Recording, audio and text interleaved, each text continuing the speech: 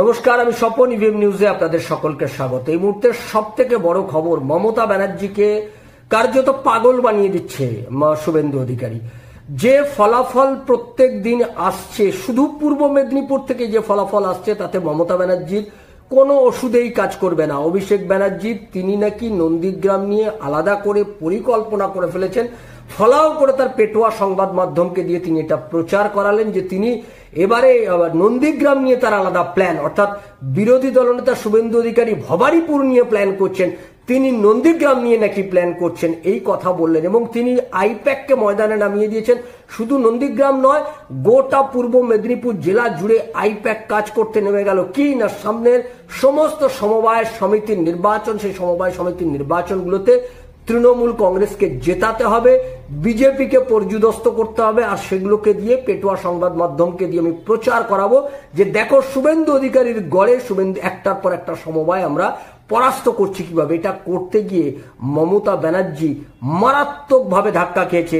অভিষেক ব্যানার্জির যে কৌশল, রাজনৈতিকগতভাবে অভিষেক ব্যানার্জি যে অনেকটা অপরিপক্ক, এখনো যে রাজনৈতিক পরিপক্কতা তার মধ্যে তৈরি হয়নি, এটা বারে বারে প্রমাণিত হচ্ছে। এবার এটা নতুন করে আবার একবার সামনে এলো, যখন মমতা ব্যানার্জি খবর পাওয়ার পর কার্যত তার উন্মাদের মতো অবস্থা হয়ে গেছে।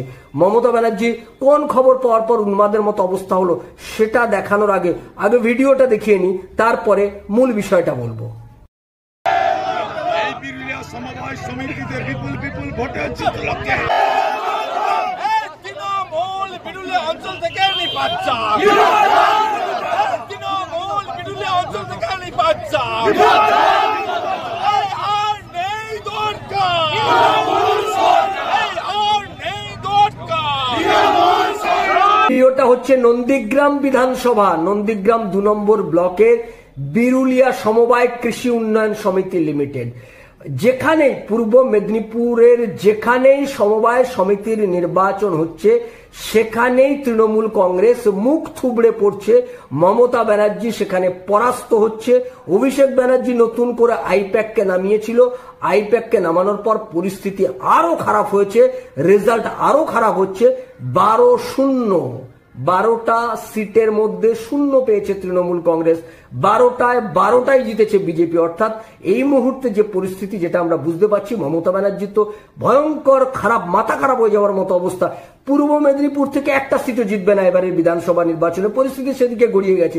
লোকসভাতে পূর্ব মেদিনীপুর থেকে 2-0 হাতে ফিরতে হয়েছে তৃণমূল কংগ্রেসকে। এবার বিধানসভায় সেখান থেকেও যদি 0 হাতে ফিরতে হয়, তার জন্য অনেক রকম পরিকল্পনা করেছে মমতা ব্যানার্জি, উন্মাদের মতো হয়ে দাঁড়িয়েছেন। তারই